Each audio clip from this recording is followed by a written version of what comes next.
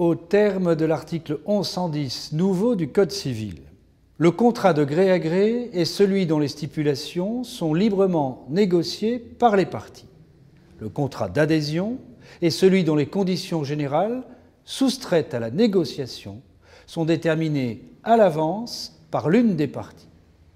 Cette distinction est inédite dans le droit commun des contrats. Dans le Code de 1804, les seuls contrats étaient les contrats de gré à gré.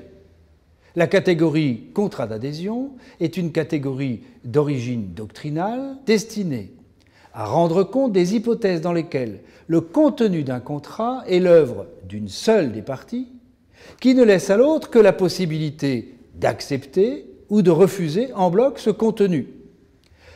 Les circonstances et le contexte qui président à la conclusion de nombreux types de contrats standardisés et de masse tout particulièrement, tels les contrats bancaires, d'assurance, de bail d'habitation, de travail, de consommation, favorisent cette adhésion sans discussion. Depuis longtemps parfois, une législation spéciale tire les conséquences de cette situation singulière en développant les dispositions d'ordre public destinées à permettre la prise en compte de l'intérêt du contractant qui n'a pas rédigé le contrat d'adhésion. La réforme de 2016 prend acte de l'ampleur du phénomène que constitue celui du développement de ce type de contrat en faisant une figure du droit commun. On peut même considérer que la distinction entre les contrats de gré à gré et les contrats d'adhésion constitue la nouvelle summa divisio des contrats. Les critères du contrat d'adhésion soulèvent des questions non résolues. La première concerne la notion de conditions générales. Faut-il les entendre au sens étroit de la pratique qui a donné lieu à une jurisprudence que la réforme codifie à l'article 1119 nouveau, ou faut-il entendre les conditions générales dans un sens spécifique au contrat d'adhésion? La seconde branche de l'alternative semble en harmonie avec l'intention qui a été celle du législateur en introduisant l'article 1110 alinéa 2 nouveau du Code civil, à savoir de soumettre à un même régime de droit commun les contrats dont le contenu émane d'une seule des parties et n'a même pas pu être discuté par l'autre.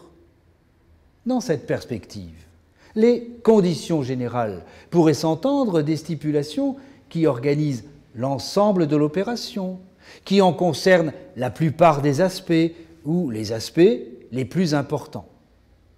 Le fait que les conditions générales soient ou non standardisées, ou qu'elles prennent ou non la forme de conditions générales au sens de l'article 1119 nouveau du Code civil, devrait dès lors être sans effet.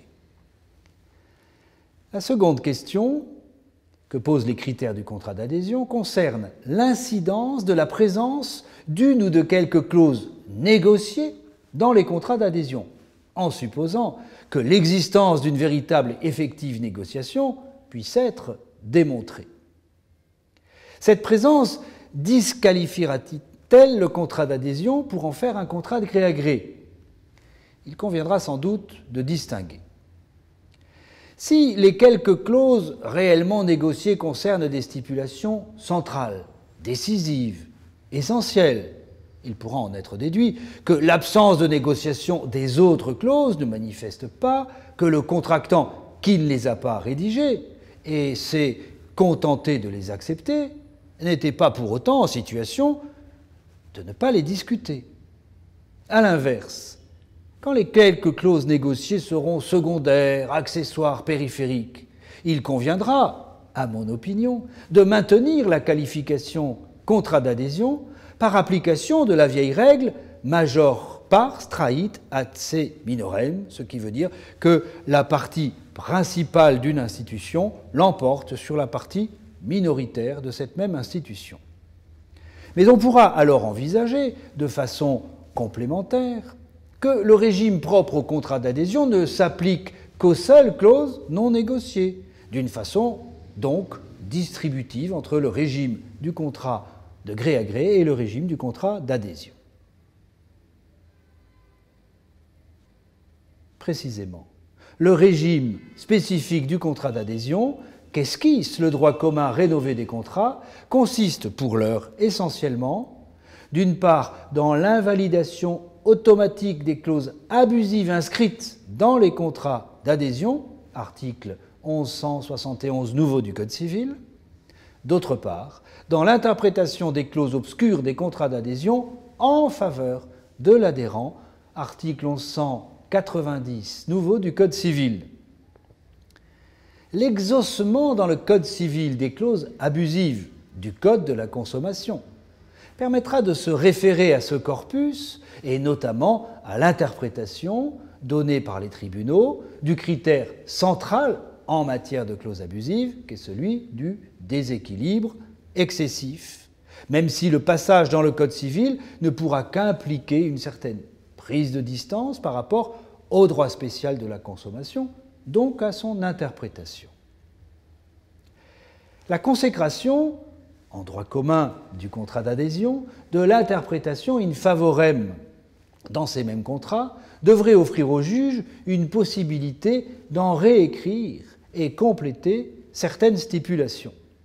Cette règle n'est pas vraiment une règle d'interprétation, mais bien plutôt une règle de contrôle indirect du contenu du contrat d'adhésion. Ainsi, l'évolution qu'implique la consécration du contrat d'adhésion figure parmi les plus remarquables de celles qu'annonce et réalise la réforme du droit commun des contrats.